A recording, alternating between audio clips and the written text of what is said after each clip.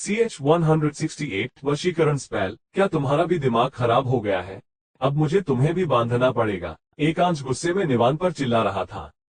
दम है तो करके दिखाओ। तुम्हारे अंदर इतनी हिम्मत तो है नहीं कि तुम समायरा के सामने जाकर कुछ भी कहो। और तुम्हारी फैमिली में ऐसे काय कब से होने लगे? निवान का चेहरा भी गुस्से से लाल हो गया था। एकांश शर्म के मारे पानी पानी हो गया था। उसने तुरंत समायरा की तरफ देखा जिसे वो पसंद करता था। उसके चेहरे पर कोई एक्सप्रेशन नहीं थे, लेकिन उसकी आंखों में साफ दिख रहा था कि उसे निवान से घिन हो रही थी। वो हमेशा से जानती थी कि निवान की सोच बहुत छोटी थी। आर्यन, अनाया, ये पागल हो गया है, इसे भी बांध दो, एकांश ने कहा। तुम दोनों इसकी सारी बातें क्यों मान रहे हो? क्या इसके पालतू कुत्ते हो जो इसे अपना मालिक समझकर अपनी दुम हिला रहे हो? निवान ने उन दोनों को भी नहीं छोड़ा था। आर्यन और अनाया दंग रह गए थे। उनका तो इस लड़ाई से कोई लेना देना ही नहीं था। फिर निवान उनकी बेइज्जती क्यों कर रहा था? लेकिन अब सबको यही लग रहा था कि निवान का दिमाग खराब हो गया था। आखिर उसे भी बांधना पड़ा और उसके मुंह में रुमाल भर दिया ताकि वो और न बोल सके।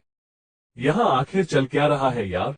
पहले निखिल ने प्राची के साथ बदतमीजी की और फिर निवान ने एकांश के साथ लड़ना शुरू कर दिया, आरव ने पूछा। यार, मुझे तो खुद समझ में नहीं आ रहा है। हो सकता है आज उन सब डीमन बीस्ट का सामना करने के बाद सबका सब्र खत्म हो गया हो। सब लोगों पर इस मिशन का बहुत प्रेशर है, तो हो सकता है कि इसलिए ऐसा बर्ताव कर रहे हो, रुद्र ने थोड़ी देर सोचकर कहा। मुझे नहीं लगता कि अब हमें ये मिशन आगे करना चाहिए, आरव ने कहा। लेकिन अगर हम ये ट्रेनिंग नहीं कर पाए, तो हमें सीनियर कैंपस में बहुत कम रिसोर्सेस मिलेंगे, रुद्र ने एक गहरी सांस लेकर कहा। आमतौर पर तो पूरी टीम एक साथ कैंप फायर के चारों तरफ बैठकर अपने बचपन की यादें ताजा करती थी। ललित पुराने घिसे पिटे जोक्स मारता रहता था और सब लोग हंसते रहते थे, लेकिन अब तो सब अलग अलग ग्रुप्स में बंट गए थे। आरव और रुद्र एक साथ बैठे थे। रुद्र ने आरव से पूछा कि वो कब प्राची के इतने करीब आ गया था, लेकिन आरव खुद इतना कंफ्यूज था कि वो रुद्र को क्या कहता। उन्हें बात करते हुए अभी कुछ देर ही हुई थी कि वहां समायरा आई और आकर आरव के पास खड़ी हो गई। रुद्र एक समझदार लड़का था। वो मुस्कुराया और बोला, चलो अब तुम दोनों बातें करो, मैं रूही के घाव देख कर आता हूँ। आज समायरा को देखकर आरव को समझ ही नहीं आ रहा था कि वो उसके पास क्यों आई थी। समायरा सच में बेहद खूबसूरत थी। वो उसके चेहरे को देखते थकता नहीं था और उसकी वो काली घनी जुल्फें जब हवा में लहराती थी तो मानो उस पर कहर आ जाता था। क्या तुम्हें कुछ पता लगा? समायरा ने पूछा। उसे देखकर समझ में आ रहा था कि वो कितनी गहरी सोच में डूबी हुई थी। क्या पता लगा? आरव ने कहा। कुछ तो गड़बड़ है, समायरा ने कहा। नहीं तो, मुझे तो ऐसा नहीं लगा। हर किसी की एक डार्क साइड होती है। निखिल ने जो भी किया आज वो उसकी डार्क साइड थी और निवान की सोच हमेशा से ही छोटी थी। किसी को आगे बढ़ते हुए देखकर उसे हमेशा ही जलन होती है। आज उसने सबके सामने वही कहा जो सोचता है, आरव ने जवाब दिया। आरव जो कुछ भी सोच रहा था उसने समायरा को सब बता दिया था। लेकिन कोई और भी तो है जो अलग बर्ताव कर रहा है, समायरा ने कहा। कौन? आरव ने पूछा। प्राची, तुम लोग इतने करीब नहीं हो, लेकिन फिर भी तुम्हें देखकर उसने सबके सामने तुम्हें गले लगा लिया। मुझे नहीं लगता वो इतनी कमजोर है, समायरा ने कहा। अभी ये भी तो हो सकता है कि वो मुझे पसंद करती हो। तुम भी तो करती थी ना? तभी तो तुमने मुझे तुम्हें भगा कर ले जाने को कहा था, आरव ने मुस्कुराते हुए कहा। तब मैं एक छोटी बच्ची थी, मुझ में तब उतनी समझ नहीं थी, समायरा ने कहा। हाँ, पर मैं भी तुम्हें भगाने के लिए राजी हो गया था, आरव ने कहा। आरव, मुझे माफ कर दो, समायरा ने कुछ देर बाद कहा। वो जानती थी कि उसके इस बचपने से आरव की फैमिली को कितना कुछ झेलना पड़ा था। तुम्हें मुझसे माफी मांगने की कोई जरूरत नहीं है। अगर तुम अभी मुझसे कहती ना कि मैं तुम्हें भगा कर ले जाऊं, तो मैं तुरंत राजी हो जाता, आरव ने समायरा को चिढ़ाते हुए कहा। अब हम दोनों बड़े हो गए हैं, इसलिए ऐसे मजाक करना बंद करो। समायरा के चेहरे पर अभी कोई एक्सप्रेशन नहीं थे। आरव को समझ में नहीं आ रहा था कि ऐसा क्या हुआ था जिससे समायरा ऐसी हो गई थी। वैसे सच कहूं तो मैं मजाक नहीं कर रहा था। बचपन में जब तुमने घर से भागने का फैसला लिया था, मैं तुम्हारा साथ देने में एक पल भी नहीं जी चुका था। जानती हो क्यों? आरव ने समायरा की आंखों में देखते हुए पूछा। वो जानता था कि उसकी बचपन वाली राजकुमारी अब भी कहीं उसके अंदर जिंदा थी। क्योंकि मेरे लिए तुम हमेशा से दुनिया की सबसे सुंदर और मिस्टीरियस राजकुमारी हो। बहुत कम लोगों को एक राजकुमारी के साथ भागने का मौका मिलता है, बिल्कुल एक फेरीटेल की तरह। मैंने सोचा था कि हम भागने के बाद कई सारे एडवेंचर पर जाएंगे, लेकिन हम बहुत जल्दी पकड़े गए, आरव ने हंसते हुए कहा। समायरा एकदम शांत हो गई थी। कुछ देर बाद वो बोली, तुम भी उन सब की तरह अजीब हो। हाँ, मुझे भी ऐसा ही लगता है, आरव ने कहा। उसके चेहरे पर अब भी एक मुस्कान थी और ये बताना मुश्किल था कि वो सीरियस था या फिर उसके साथ मजाक कर रहा था। अभी ये सब बोलने की जरूरत नहीं है, समायरा को अभी टीम की ज्यादा फिक्र हो रही थी। अभी तक उन सब के बीच ऐसी लड़ाई कभी नहीं हुई थी। पूरा माहौल बदल गया था।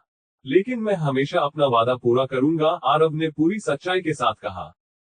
अब उससे कोई फर्क पड़ता है क्या? तुम भी जानते हो कि जब हमने वो वादा किया था तब हम बच्चे थे। अब उसका कोई मतलब नहीं है और अब मेरी फैमिली भी पहले जैसी नहीं रही है।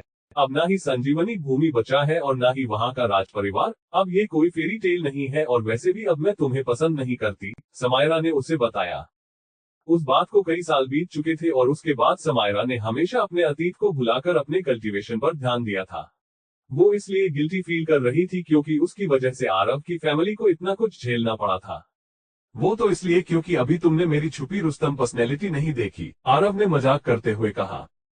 तुम सच में अजीब हो, लेकिन अगर तुम कुछ कहना चाहते हो और अगर नहीं कह पा रहे हो तो मैं खुद ही उसका तुम्हें जवाब दे देती हूँ। मेरी फैमिली ने मेरे लिए लड़का ढूंढ लिया है और वैसे तो मैं उसे जानती भी नहीं हूँ, लेकिन इस वक्त उससे भी कोई फर्क नहीं पड़ता।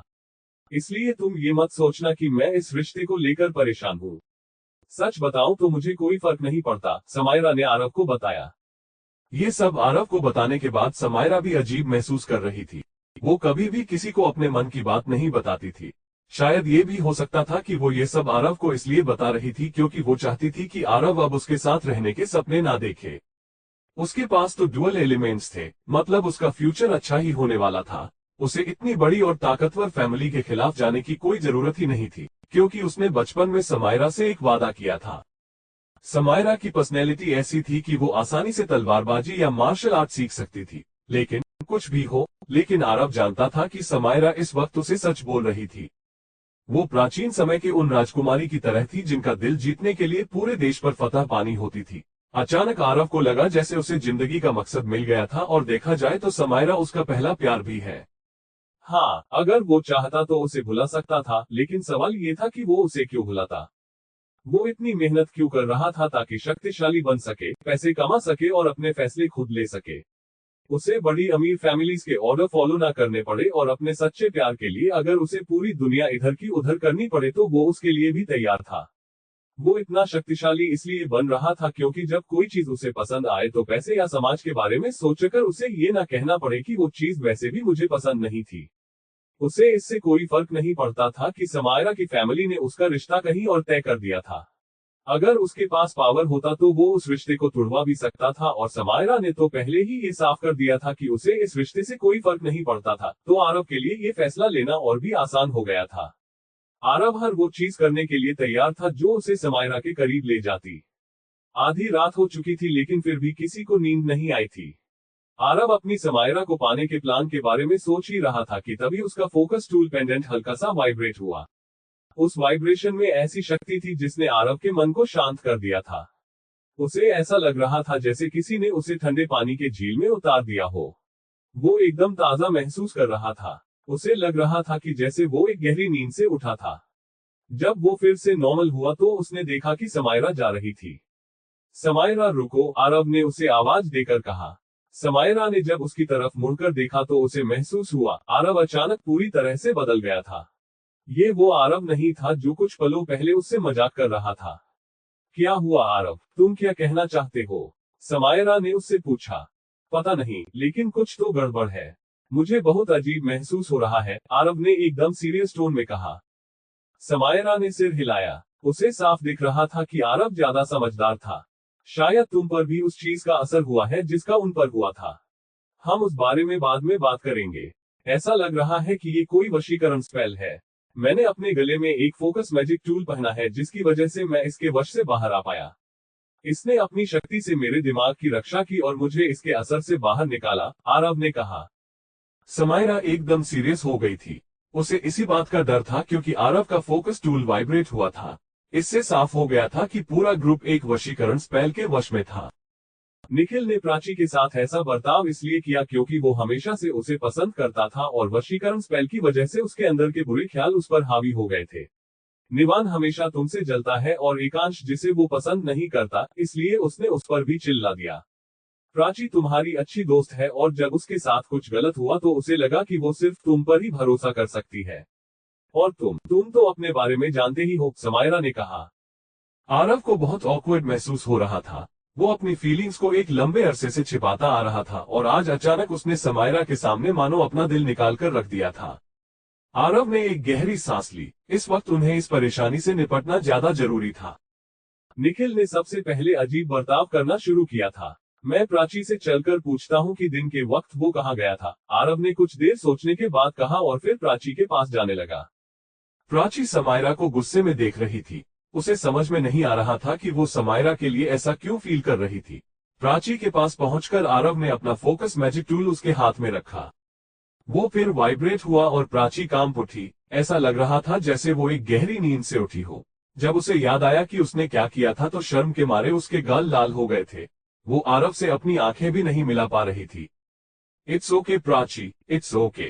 तुम परेशान मत हो। मैं शायद जानता हूँ कि ये सब क्यों हो रहा है। मैं तुम्हारी मदद चाहता हूँ। ये बताओ कि क्या निखिल दिन में कहीं गया था? मंदिर तो पूरी तरह से बंद है, तो यहाँ डीमन बीस्ट का होना मुमकिन है, आरव ने प्राची से पूछा। मैंने उसे पानी लाने को कहा था, शायद वो पास के तालाब में गया था, प्राची ने आरव को बताया। उसका चेहरा अब भी उतरा हुआ था। ठीक है, मैं वहां जाकर देखता हूँ। तुम अपने दिमाग को काबू में रखने की कोशिश करना। वो चीज लोगों के दिमाग को अपने वश में करके उनकी डार्क साइड को जगह देती है और लोगों को पता भी नहीं चलता, आरव ने उसे समझाया। आरव ने समायरा को यही सबके साथ रुकने को कहा ताकि वो उन सब पर नजर रख सके। अभी वो टीम में और किसी को भी इस बारे में नहीं बताना चाहता था। फोकस मैजिक टूल सिर्फ आरव को प्रोटेक्ट कर सकता था। उसने प्राची को भी बचा लिया था क्योंकि प्राची पर उस वशीकरण स्पेल का गहरा असर नहीं हुआ था। जहां तक थी निखिल और निवान की बात, तो आरव अभी उन्हें नहीं बचा सकता था। उन दोनों पर ही वशीकरण स्पेल का गहरा असर हुआ था। आरव ने सबके सामने एक्टिंग की कि वो हॉल के बाहर रखवाली करने जा रहा है, लेकिन असलियत में तो वो उस तालाब के पास जा रहा था जहां निखिल पानी लेने गया था, क्योंकि वहीं से सब कुछ शुरू हुआ था।